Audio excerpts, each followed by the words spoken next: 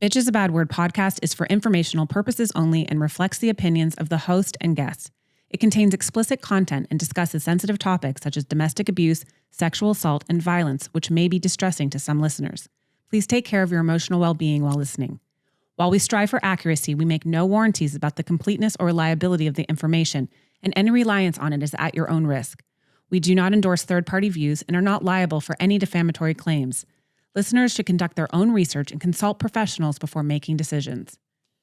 If you or someone you know is in danger, please call 911 or contact the National Domestic Abuse Hotline 24 hours a day, 7 days a week at 800-799-7233 or text START, S-T-A-R-T, to 88788. We've got your back, besties.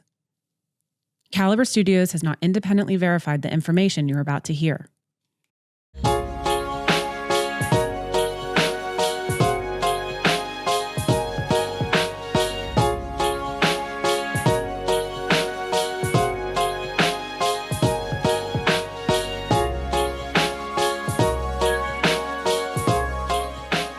Welcome back to this episode of Bitch Sesh. We have our guest M with us today. She's sitting down to share her story as a protective mama bear that she is. And we're so grateful that you've joined us on this episode of Bitch is a Bad Word. Thank you for coming on. Welcome to Bitch Sesh. Thank you for having me on. I appreciate the voice on your platform. Well, thank you so much. We connected like the modern day women we are through social media. Mm-hmm.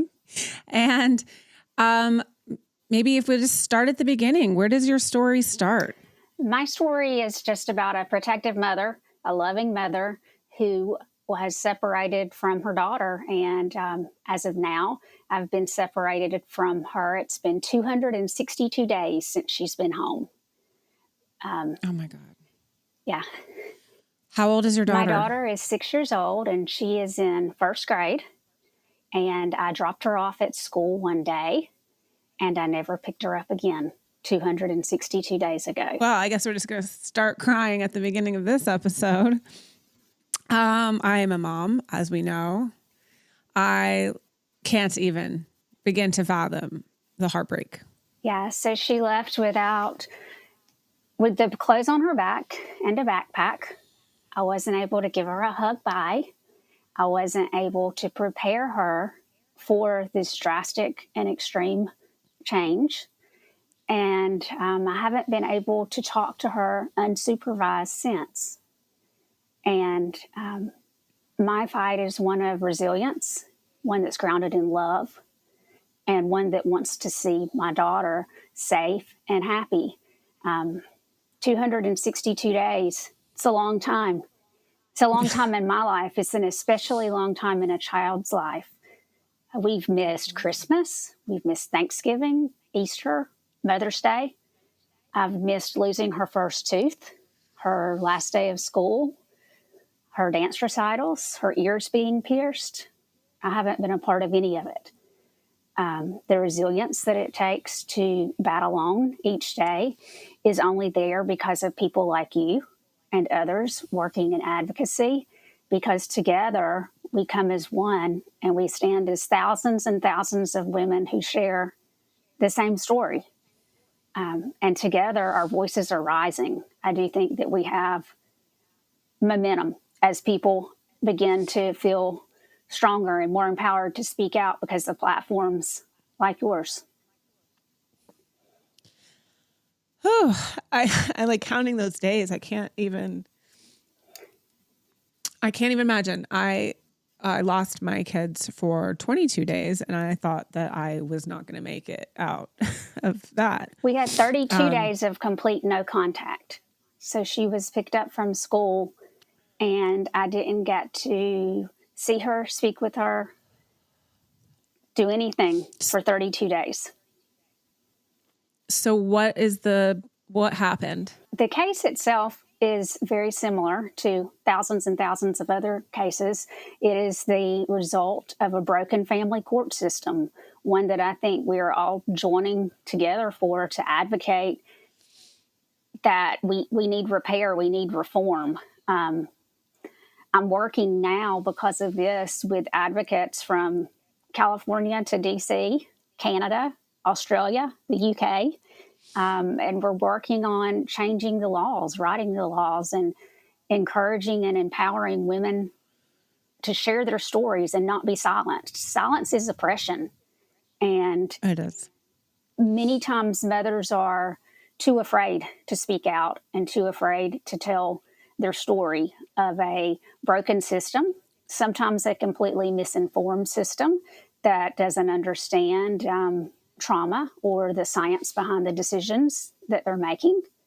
In my case, I was the primary parent for 6 years, and my daughter had only ever lived with me.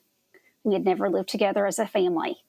And she was moved 3 hours away from me when she was picked up from school that day with no notice whatsoever given to me. So was this an order made by the court while you were not in court, or so you're obviously in a current custody battle? I have spent my daughter's entire life in family court, so I am well versed in the brokenness of it and the failures of the system that is supposed to set up to protect us.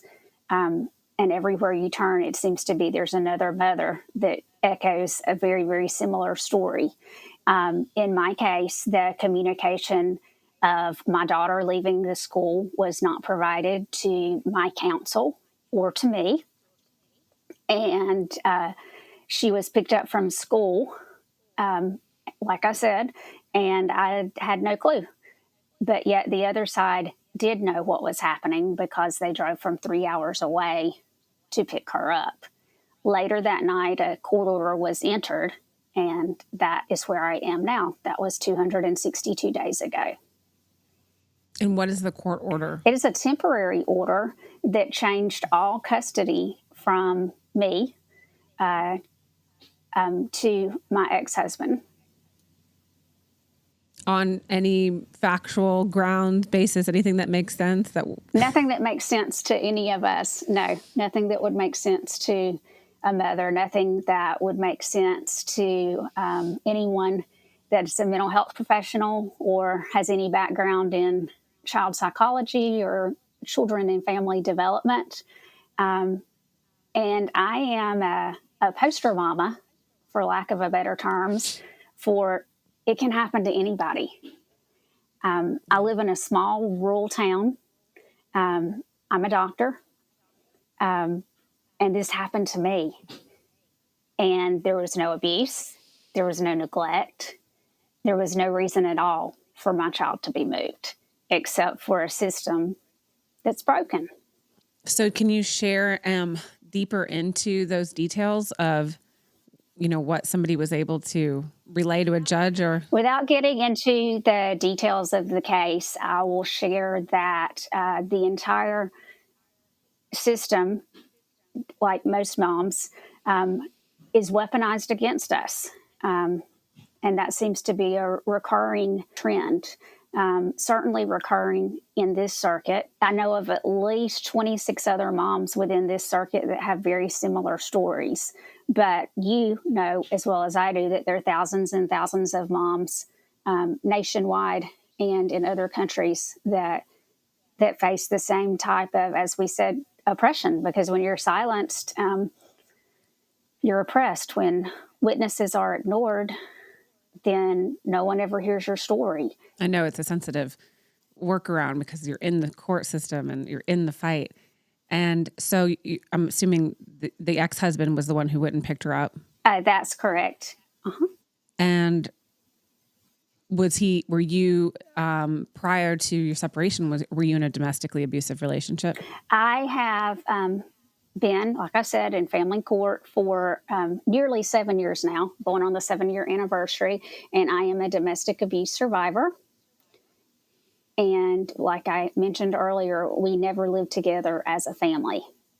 So I am the primary attachment figure. And this person this is, in your opinion, retaliation. They're pissed. They want it all. Are they, what are they fighting for? Just for you to have the continued post-separation abuse?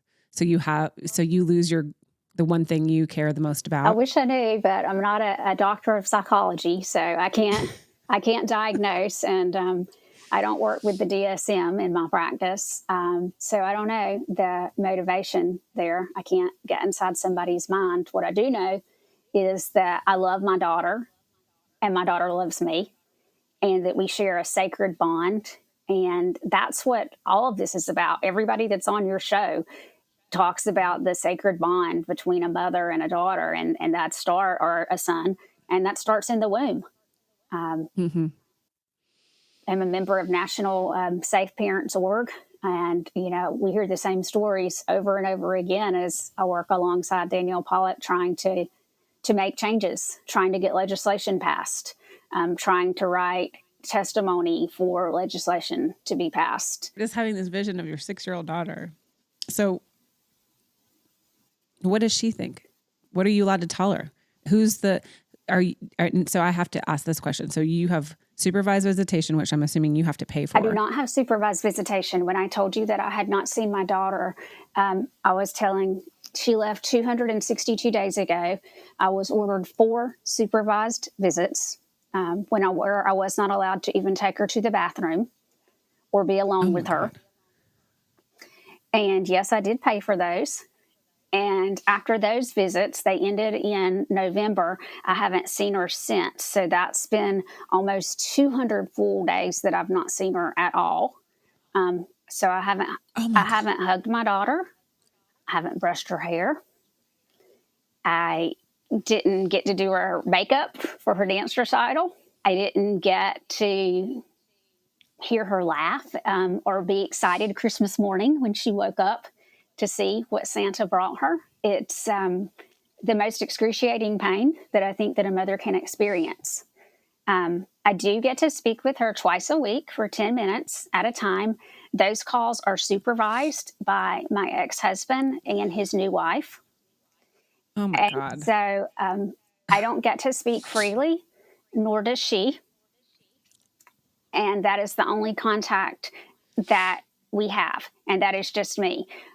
She is an only grandchild. She is beloved by this community. Her grandparents are 76 years old and were a very integral part of her life. And she hasn't seen them in 262 days. She hasn't been to her dance studio. She hasn't seen her best friends. She essentially was picked up from school and taken 3 hours away to like an entirely different world. New school, new life, new everything. And it's, for me, it's been death by 1,000 cuts, because you continue to run into wall after wall after wall after wall. But platforms like yours and others, they're what gives you resilience to keep going another day and to realize that there are glimmers of hope, and you're giving us glimmers of hope. Danielle Pollock is giving us glimmers of hope, and Marley, and I saw you had Bill Eady on. I work with the High Conflict Institute. All of these people are pushing me forward, and not just me, they're pushing the thousands of other mothers forward and telling us that we have a voice. I mean, we have a voice. Hi, I'm Sarah Wayne Callies, and I played Dr. Sarah Tancredi on Prison Break. And I'm Paul Edelstein, and I played Agent Paul Kellerman on Prison Break. Please join us on our rewatch podcast, Prison Breaking, with Sarah and Paul. We're going to have all kinds of guests and never-before-told stories, so follow us on Apple Podcasts or Spotify or wherever you get your podcasts. And you can subscribe to our watch party on the link there. We can't wait to see you there. And follow us on Instagram at Prison Break Podcast. See you there.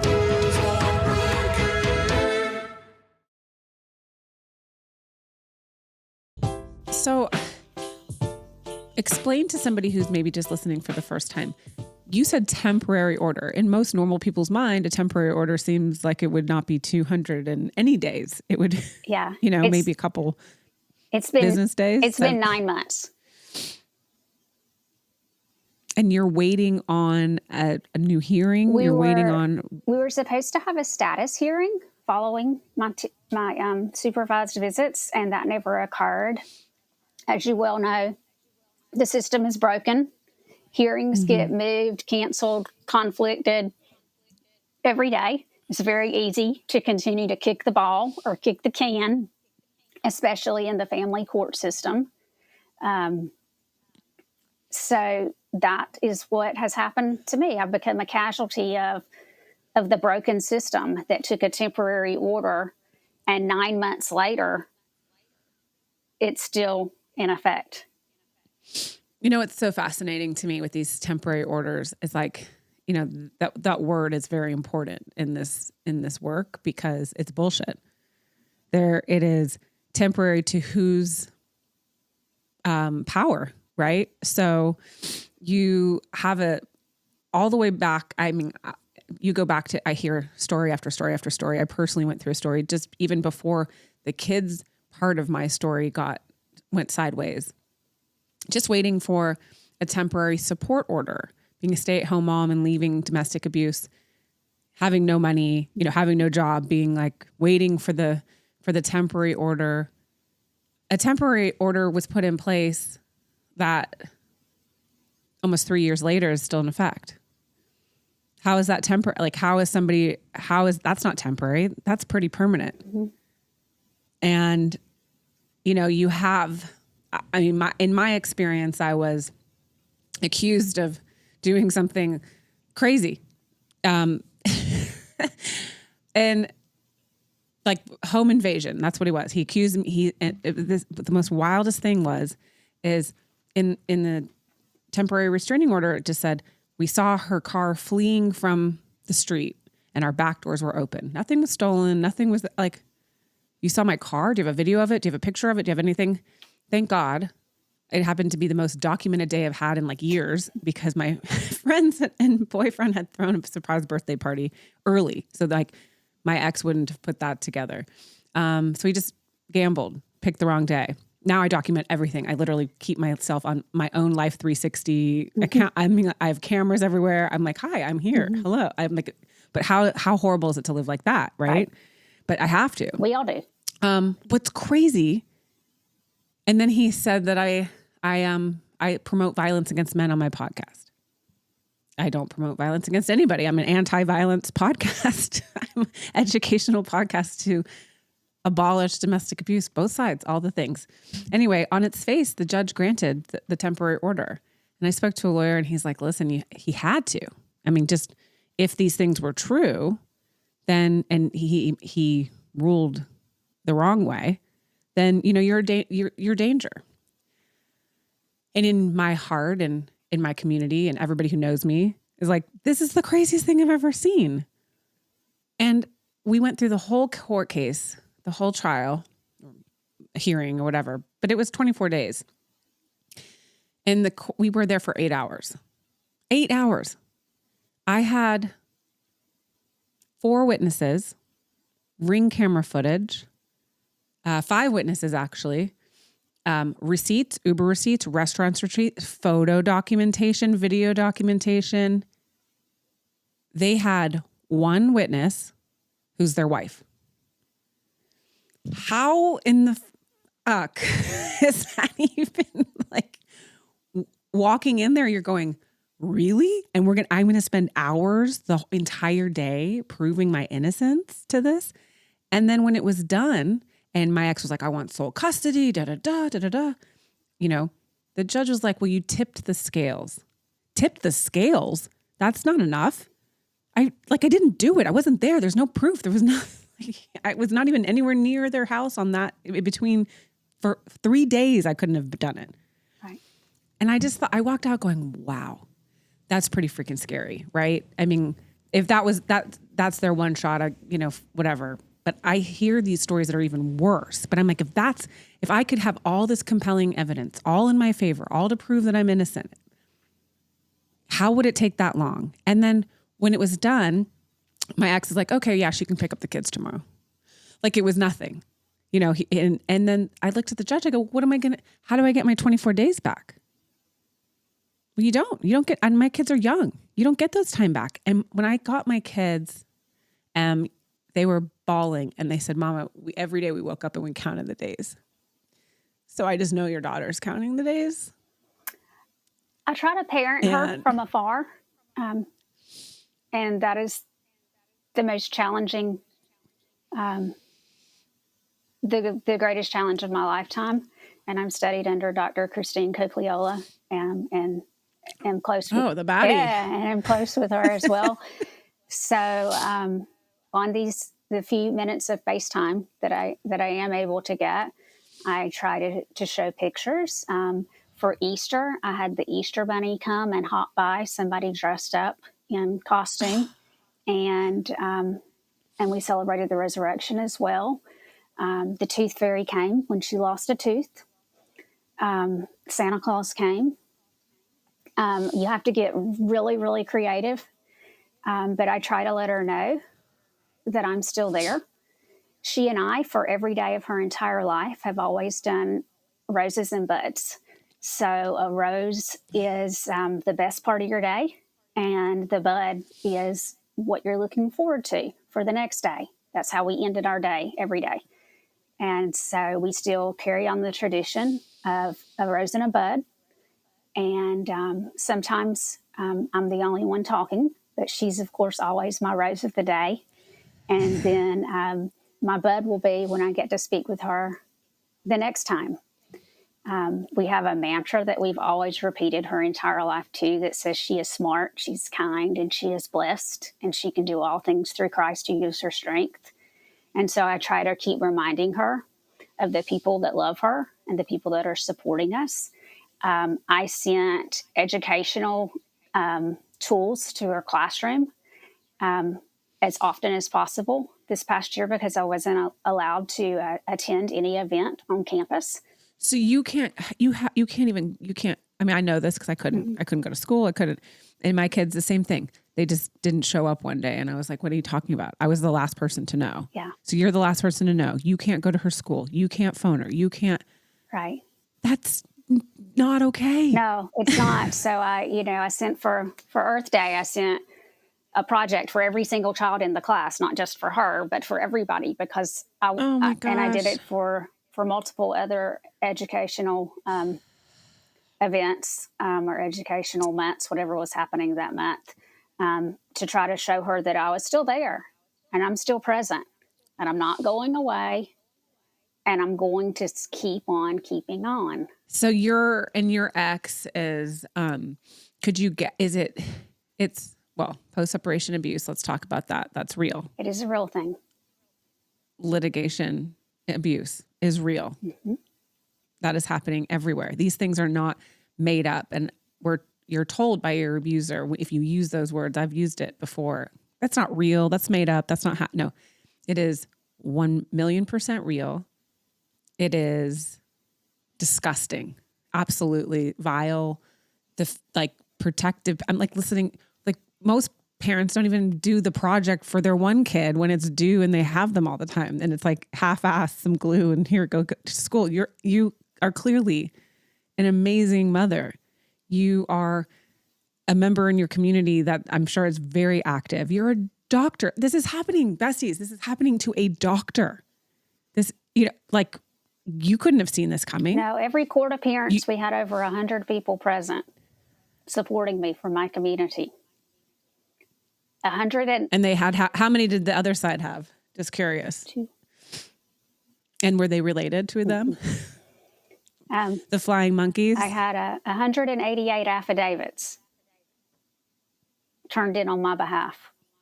If this can happen to me, it can happen to anybody. And I say that in all honesty and in all authenticity to any mama watching this that thinks this can't happen to her.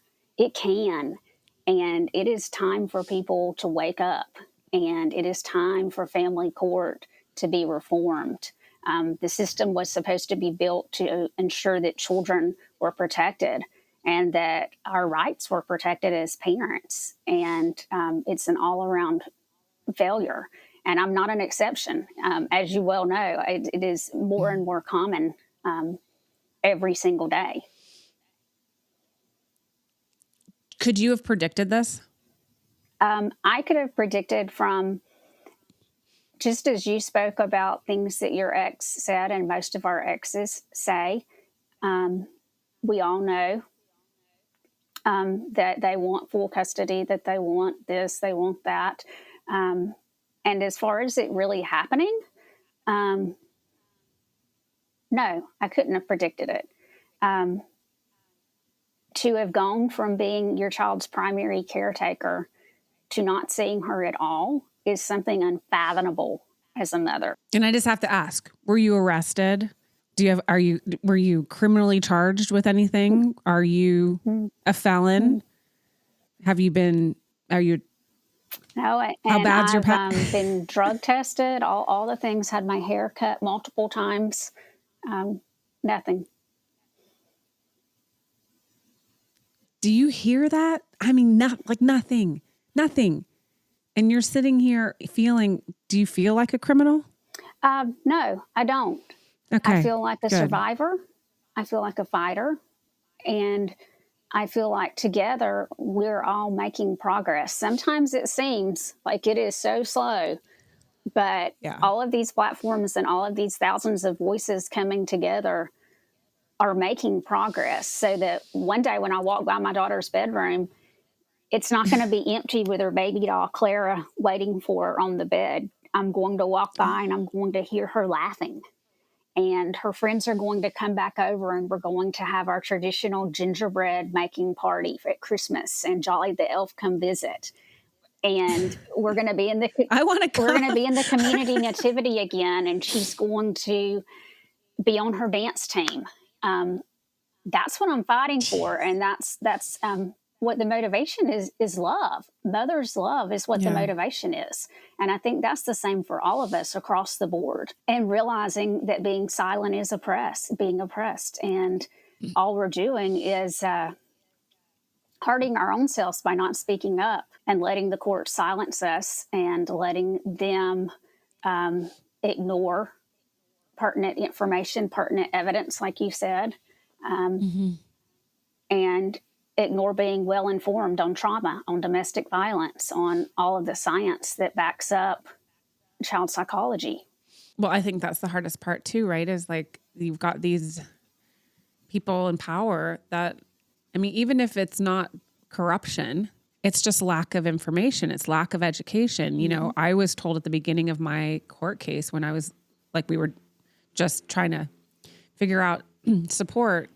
My lawyer said, just don't, let's not really, we're going to talk about abuse. Don't do that. Don't talk about the abuse.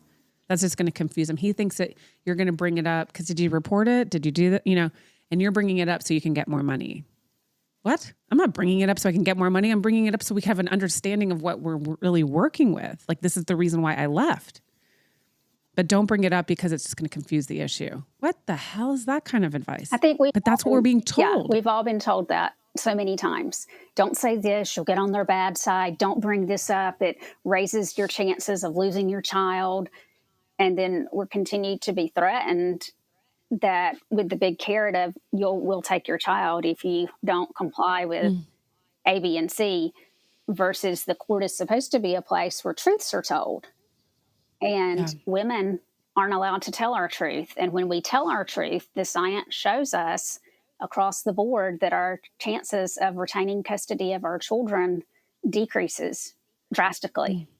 And the more we talk, the lesser our chances become, which is such an imbalance. But the science backs it up and the science shows it. And I think that education is key, and having the right people providing the education is key so that courts start to get it right. Because it's not a right issue or a left issue or a political issue. It's a moral issue, and it's a child safety issue, and it's a parental issue of constitutionally receiving due process and having parental rights. It shouldn't be who can speak the loudest, or, as you know, who has the most money, or who has this. It's supposed to be about the child. And, you know, my daughter, she's not just a docket number. She's not. Yeah. She has a voice. She's a whole human being, and she had a whole life that she just walked away from. She walked out, and her worksheets we were going to do that night on reading were just sitting on the bar. just left there for us to do when she got home. I mean, it must feel just like this. And she's my only child. I had her very, very late in life. So our house is empty. It's void of little feet running around. It's void of, Mommy, watch me. Look at me. Let's do this. Oh my gosh. Every morning we woke up and she would say, Alexis, play Good Day by Forrest Frank. And we would have a dance party. It's an unbearable pain. And the smallest things are the hardest things. I wish I could give you a hug right now. I wish I could give my daughter a hug. Mm-hmm. I know you do. I wish I could give my daughter a hug. Almost 200 days since I've been able to hug her. Now, are you able to, I mean, so they're being monitored. So what's your biggest fear? You say something and you look crazy and they're going to go, oh, look at her. She's unhinged. Because the protective parents are always the one that are like, the truth is kind of loud and the truth makes you feel like when you're being told that your truth is wrong, when you're being gaslit so much, it makes you loud. It makes your hands go crazy. You're like, oh my God. And I was in court myself and I was like, but yeah. And he's like, and then I realized, calm down, because you look crazy. You look unhinged. You're not. You're just fighting for the truth. You're fighting to be heard. And as like you started the podcast, you're a mama bear and you just want your child protected and your truth told. And I think the statistics are 1 to 5% of the time, I think we're not telling the truth. So 95% of the time, we are telling the truth. It's just that nobody will listen to us. They don't want to listen because it's sometimes too, right? I think I just lost my train of thought, but like it is kind of nuts. When you hear it, you're like, no one would believe this because it's so far-fetched, but it doesn't mean it didn't happen. That's right. And, I constantly go like when I share certain parts of my story, I talk about it like it's normal. And then I like look around the table and jaws are on and I'm like, oh, okay, this sounds nuts. But this is real and it happened. And so then when you see a judge for the first time for like 8 seconds, they have no idea. They've seen 60 cases that day. They're like, they have to assume, oh, well, they're fighting about money or kids. So both people are lying, right, in some way to get what they want. And they've already and they don't have the education piece. And a lot of times they're just like running that bench until they can go to the next, like they drew the short straw in family court. They're like, I don't want to maybe they haven't even no experience in family law. Right. Yet they're making some of the most important decisions in so many people's lives with no experience. Yeah. This is my daughter's life. This will impact her the rest of her life. For the rest of her life. And we all know what the ACE, the Adverse Childhood Experience, we all know the ACE study. And she ticks off so many of those now. And will you share that with us, with our besties? I don't know all of the ACE, how many of them there are, but I know that removal from the primary attachment figure is part of ACE. I know that every item that you tick off in the ACE study increases your risk later in life of depression, of suicide, of doing drugs, and of the factors within the ACE study. It's pretty easy, and my mind's blanking on them now, for my daughter to hit 5 or 6 of them unquestionably. You don't even have to have any kind of evidence to show. I mean, you're taken away from primary attachment figure. That's a check. Mm-hmm. Not able to speak to mother. That's a check. That is a huge fear of mine, because when we do, when she does come home, and I always say when she does come home, because I believe she is coming home, we're going to have some lifelong challenges. And that's something else that I think family court ignores, or they're misinformed about. They make their decision and that's it. We move on to the next 60 cases, like you said. But what happens to these children 5 years later, 10 years later? As we know, we now have children that are aging out of the system that have survived these extreme cases, and we're getting to hear from them, and their voices are loud. And I hope that the right people hear them and the right legislators hear them as well and realize, similar to what you said about we're living a story that most people don't believe, that's across the board. If you haven't walked in family court, I think that the legislators don't believe it. They don't know how to take it. I've met with multiple legislators, and like we go back to, I'm a doctor and I am, respected in the community and active in the community.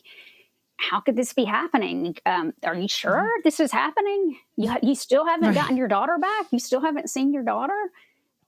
It's just unfathomable. And for other moms watching this, I still think in the back of your head that you think, well, she must have done something. What did she do? But you and I both know from talking to thousands and thousands of women that the answer is nothing. Many times that she tried to tell her the truth. Yeah. And she was silenced. And there's no safety in staying silent. No, there is no safety learned. in staying silent. There is safety in numbers. There's safety in the growing thousands and thousands of mamas and protective parents, because it can be a dad too. We always know that statistically it's the mom, but it can be dads as well. Yeah. And so dads are welcome to band with us, certainly as well, to protect our children and to keep them safe and to allow them to have, the childhood that we all dreamed about. None of us ever dreamed this would be our life. I take a picture of my daughter every single year in a class of 2036 t-shirt at the end of the year. And I have them side by side on a camera reel. And I don't have one this year. So listen to what you just said. we have to listen to what you're saying. You have a temporary order. So your ex, let's flip it for what it is. Your ex has temporary power. All decision making. He is all decision making, power to the max. Can you imagine just like that freaking ego is just huge and big, and he loves it, and he's watching you suffer, and he's loving it. It's like feeding his beast, I would imagine. I don't know your ex, but let's just assume he's one very similar to all the other women. And this is not a person who is thinking about your daughter. He is thinking about himself, his ego, his just monstrous behavior to hurt you. Because if he was a good dad, just on basic level, this wouldn't be happening, right? He would say, you should speak to your mama. We should be talking to her. The courts are saying this right now, but you sort of look at this, you're going, the court has just given absolute power to someone who is just, like I always describe as like a male Ursula, like they've just taken your voice and they're just huge and big and they're like, just monstrous. And the court has given him this power and he is using it for evil. He's not doing anything for your daughter that's good for her long term. Nothing, because he wouldn't allow this. In a normal protective parent world, they'd be like, this is crazy. When I would talk to people that, parents, and I was like, it's been 24 days.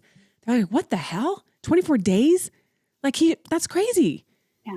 I mean, it's not good for the kids. It can't be good for the kids. And then you're like, so just hear what's happening. This person is not protecting your daughter. He's hurting her. In my opinion. That's not your opinion. That's my opinion.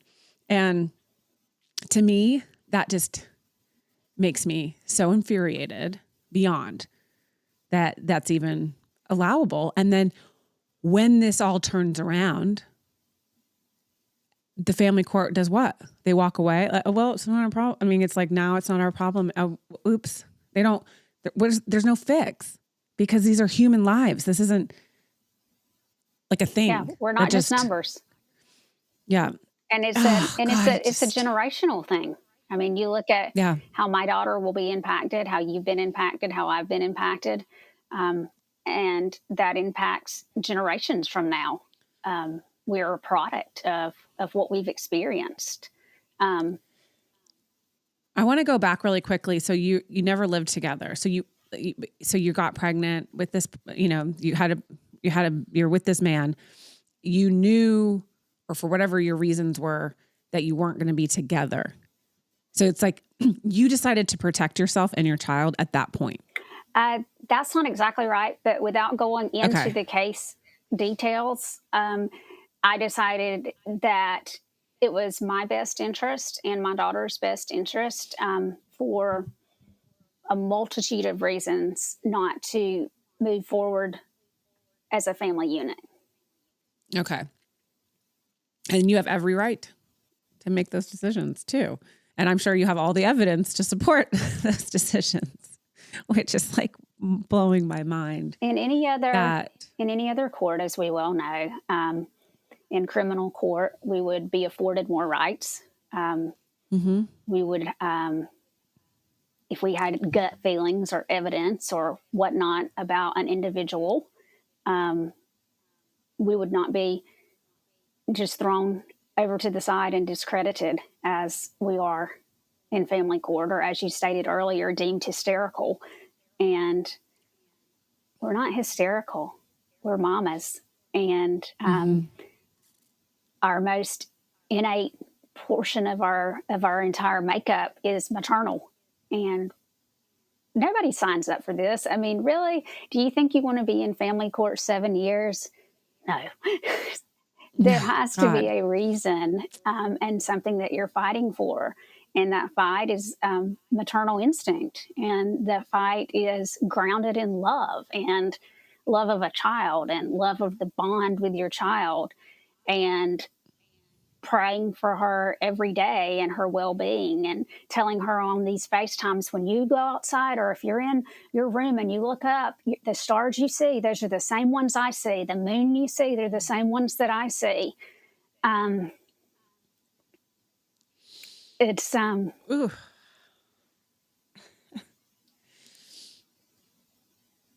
Yeah. It's unfathomable. It's unfathomable. It really is. It is. And I hate, I'm going to use that word and I don't even like that word, but I hate that you're not the only woman going through this.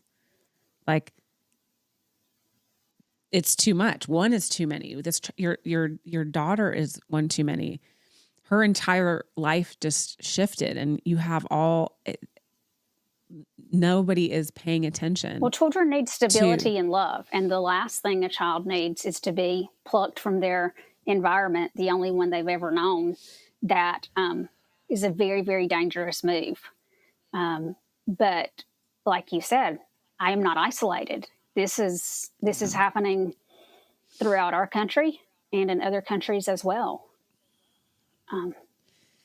So what do you think, what's next for you? What are you waiting for? Obviously we know the way you're waiting for your daughter to come home, but what's in the court process? Where are you in the temporary line? We have been trying to get a hearing since November, and because of the various wheels of the judicial system moving ever so slowly, we have not made it there yet. And you're represented? Yes. You have an attorney? I'm represented. Think of all the women who are like pro se. There are so many women that are pro bono or not pro se, and which is really unfair because we know our cases better than anybody else. But if you're pro se, you're even more so ignored and discarded and put to the side. Well, because you're put to the side because you're not using the proper language. Right. You know, the facts are the facts. The facts are there. And the court is supposed to be a place where the facts hold. And I've learned that it seems to me it's just theater where women are silenced and the cast just goes on and performs. And the women are just merely cast away. Okay, so you're waiting. So you still have no idea when your next court hearing is? I have no idea what's next. I don't know when I'm going to tuck my child in again. I don't know when I'm going to get to cook with her again or make art projects. That's something that we try to do via FaceTime as well. We just recently grew a geranium. We do STEM experiments because we always valued science and education in our household. During Women's History Month, we read women's history books, and we talked about those and different women and being strong. And so every day, I don't know what's next. You never know what's going to land on your plate that day. But I feel like we have some momentum going, not just me, but all of us together, moving from all different areas, from advocacy to policymakers. We're all moving as a group, and we're getting louder and louder. And the media is finally covering us as well. The article in the Wall Street Journal back in the fall was just unbelievable. And I'm so proud that they, of all publications, decided to spotlight the truth. And that's what the news is supposed to do. And the courts are supposed to do the same. Protect children. Protect the children. But we're in the family court system is not designed to protect the children. It doesn't, because it's too nuanced. That's what I've learned as well. Yeah. So to someone listening who may be, a bestie listening, who may be going through this, who is pro per, who doesn't have, where do they go? What do they do? How do you get through your day? What is something you're doing for yourself to take care of yourself, educate yourself? But what do you tell a bestie that's going through this? I say, don't give up. I am a huge fan of my Peloton, and I ride with Christine DeUrkel, and her famous mantra is, I can, I will, I do.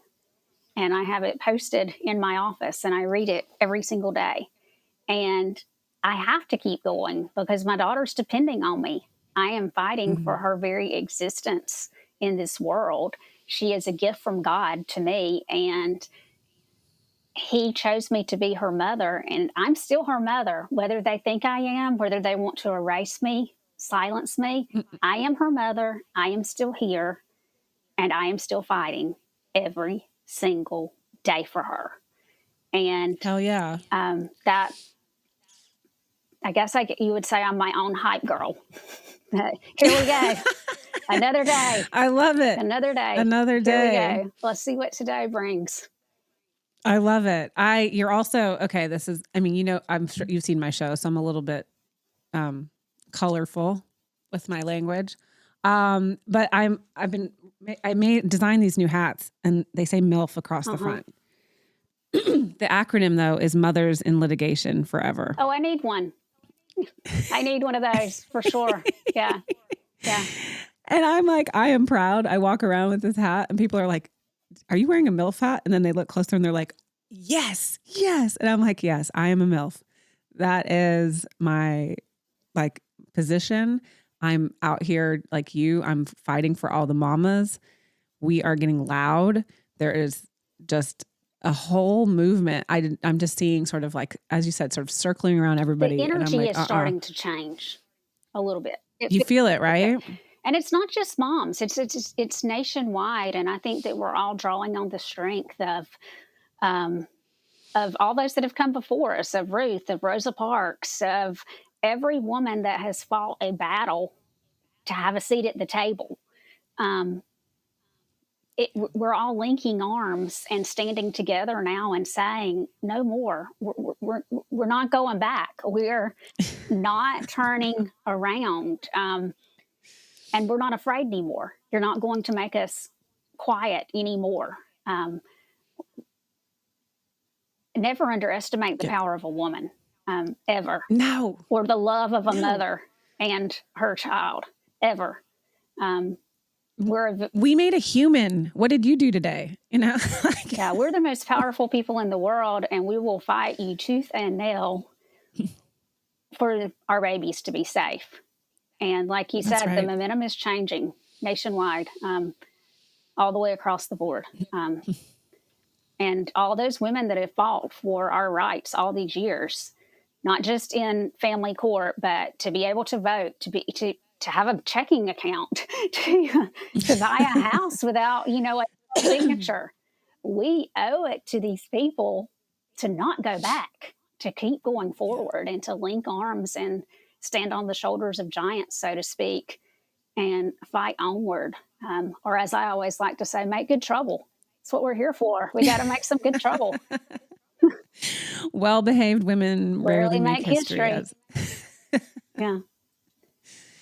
I love it. I link arms with you. Thank you.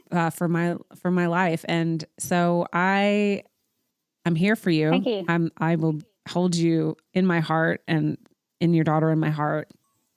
And I have a club, and it's called the BFF Club, and I'd like you to be a member. It's Bitches Fighting for Freedom. And we have a bro club. I have the BFFs for the men, the bros fighting for freedom, because we've had some bros. We've got the Bill Mitchells, the high conflict. We've got lots Bill of men Eddy who on. are Yeah. Bill Eddy. We've got lots of men who are happy to be a bro, but you are a BFF. You are just a baddie. You're a mama out there just going through the most unimaginable pain, yet you are using your pain and turning it into purpose and advocating for women who don't have a voice. And that is the most beautiful act, selfless act of kindness you can extend to anyone listening, and showing your daughter who you are and the integrity and who her mom is and who she's part of is. I'm so proud of you. You're brave and a warrior, and I can't wait to get a picture of you, the two of you, or even hug the two of you in person. We're going to keep going and build this movement together. We're warriors, and there's no going back. We only move forward now, and there's no being quiet. So say it loud. Yeah, say it for the people in the back row. And if you get out of the fire, the other messages like if you make it through the fire, you walk back inside with your oxygen mask on and you grab the next person. Yes. We don't fight alone. Yes. No, I love it. We are a band of besties. We got this. Yeah. And you're amazing. You are an inspiration to me, and I'm so grateful to know you. And I'm here linking arms with you. Thank you. I appreciate that. Every mother I've met, I've been honored to link arms with. The stories are so sad, as you know, heart-wrenchingly sad. Yeah. But the mothers and the club that we're in that we never wanted to be in is full of the strongest, bravest, most courageous people that I know. And there are men in the club as well, men and women. And like I said, they're what did you call them? Baddies? They're baddies because we're not afraid. We're not going to be afraid anymore. We're following the footsteps of those that have gone before us to make change. And radical change. Yeah. Radical change. Yeah. The family court system, it's just so broken. It needs to be dismantled and remantled from the bottom up. It really does. We need to protect these kids. I'm so looking forward to continuing our conversation and following your journey. And do you have anywhere that what's the one little tool you could put in a Besties toolkit that's going through this? To find a group of women, whether it be online or in person, and build a support group. I have a group of women here locally, and we meet in person and online to support each other. I do the same with women online.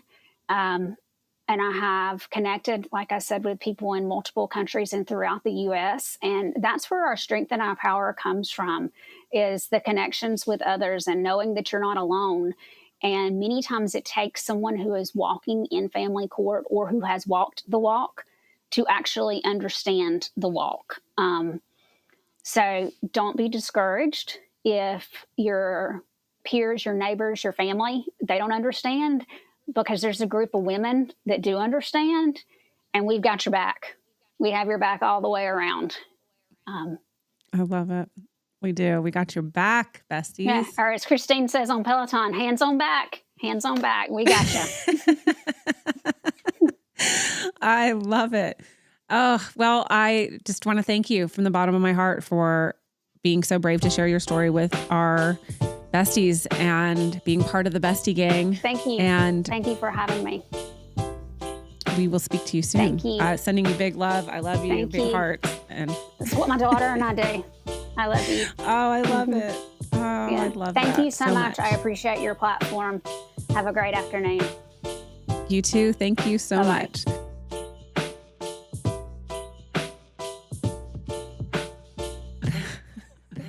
Bitches being bad.